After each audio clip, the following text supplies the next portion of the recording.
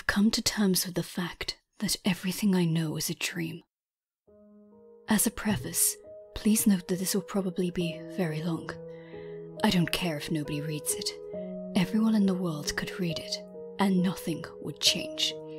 I just need to voice my concerns for my own sake. Perhaps by organizing everything on a page, I can make sense of things. Several years ago, I was in a brutal car accident. I was parked in front of a train track, waiting for the trains to pass by. I was the last person not to make it across the tracks. For visualization, there was a solid stream of cars on either side. If I had tried to sneak across, I would have rear-ended the person in front of me before successfully clearing them. I could hear the train approaching, and the black and yellow bars lowered in front of me. I'm fascinated by trains, so I was delighted to be so close, finally getting a front row seat. The train was about a quarter mile from the crossing when the driver behind me accelerated and nudged me forward a few feet. The bars bent and eventually snapped, and I was knocked joltingly onto the tracks. I panicked and threw the car into reverse, trying to back out. The other car apparently had more horsepower, however, and to my horror my car door aligned perfectly with the cattle guard on the front of the train. I scrambled to get out of the car, but forgot about my seatbelt. I nearly strangled myself trying to get free. By the time I unlatched it, it was too late. One fraction of a second of the loudest sound I had ever heard, and then blackness and silence.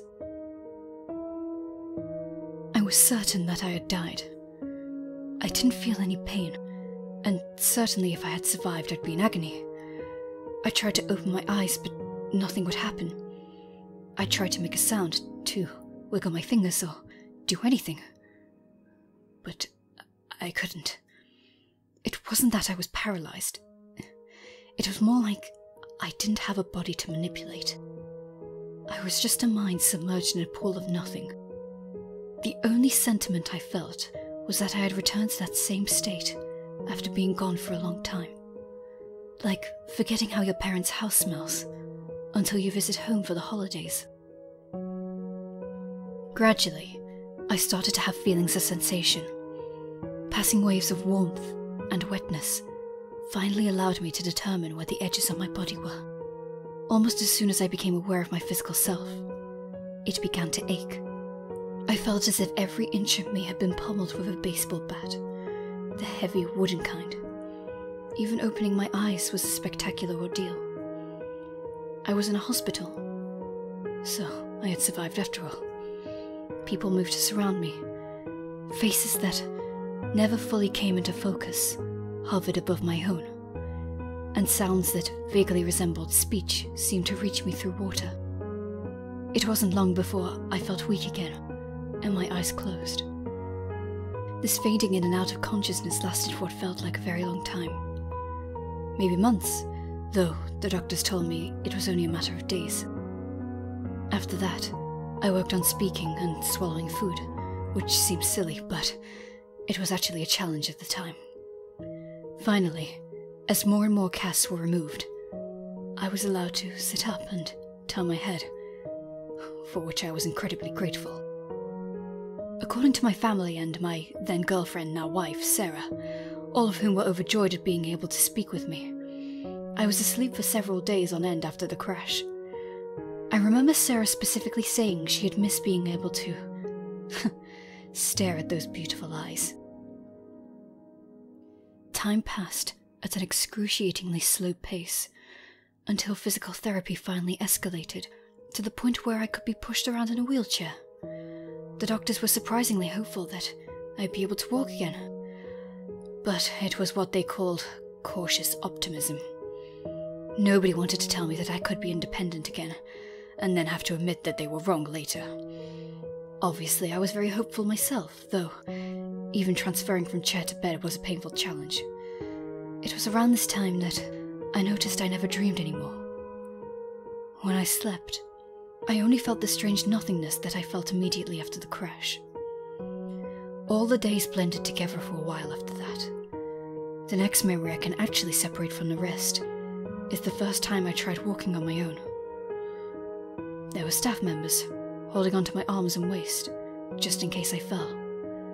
And with their help, I made it all the way across the room on my first try. The doctors said they had never seen such a rapid recovery. I was giddy. Obviously, I wasn't out of the woods yet, but soon I was allowed to live at home again with frequent PT sessions, and some weeks after that, I returned to work.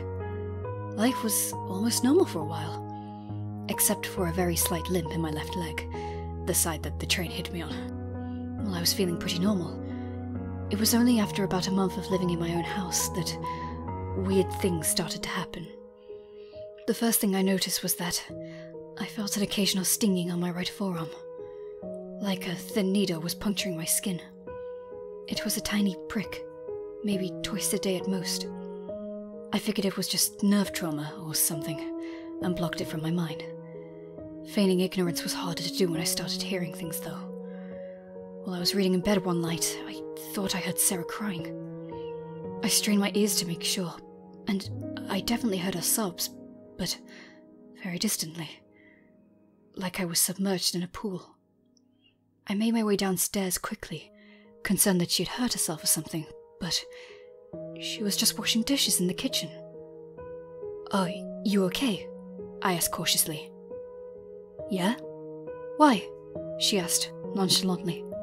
"Oh, no reason." I dismissed these oddities as best I could. After all, how could anyone expect to recover from being hit by a goddamn train without some lingering effects? Every so often, mostly when I was trying to fall asleep or sitting in a silent room, I would hear occasional sounds that I couldn't connect at first. Gradually, I determined that they were hospital sounds.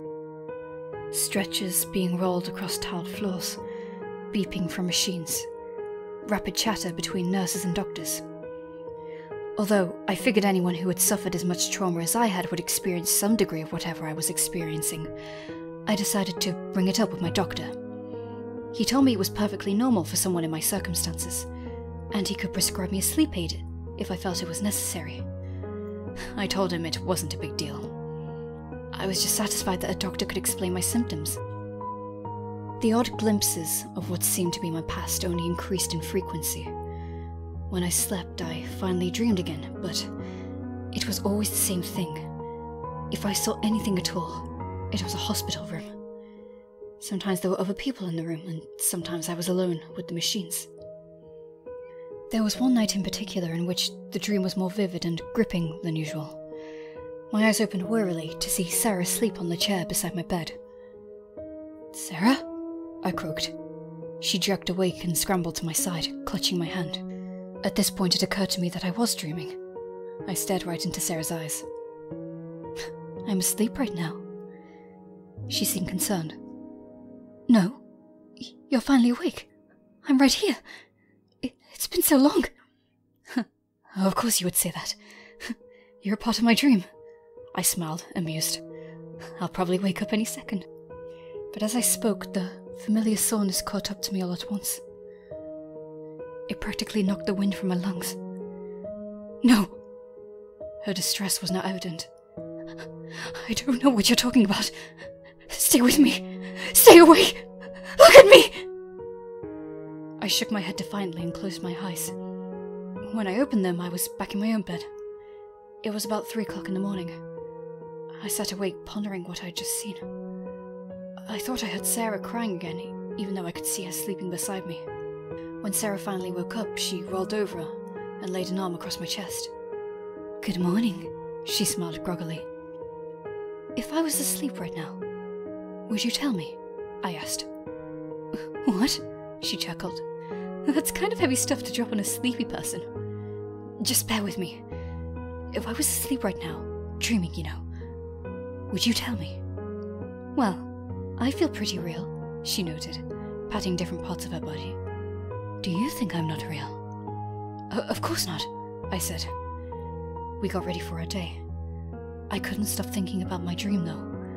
I noticed that when I tried really hard to space out at work and listen closely enough, I could hear the hospital sounds more clearly. I was naturally concerned about this. That night, I went to bed early, and just as I thought, I was transported immediately to the hospital bed. I felt the thin sheets beneath my fingers. I opened my eyes and Sarah was reading a book in the same chair as before. I just looked at her for a long time, trying to discern if she was real. She certainly seemed real enough. She turned pages with the same flourish that she always had, and chewed on one of the temples of her reading glasses. Eventually, she looked up and met my eyes. "You're awake again!" she gasped. "Victoria! Paul! She's awake!" My parents entered the room moments later, looking excited. I talked with them all for a long time. Of course, my parents too denied the fact that I was asleep, but that topic passed quickly. Instead, we discussed my condition. I had been in a coma for almost 3 months, with little response.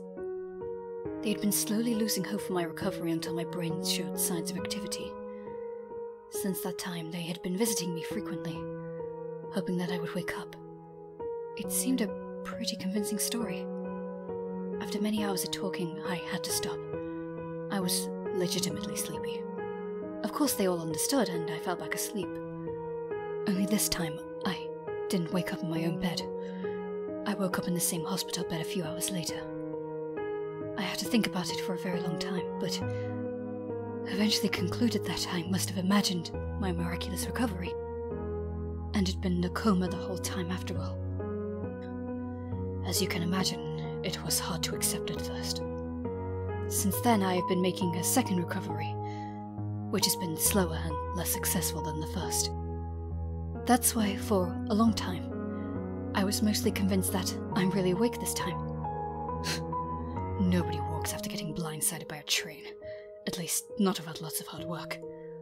I've still only left my wheelchair on crutches, and it's been 6 years.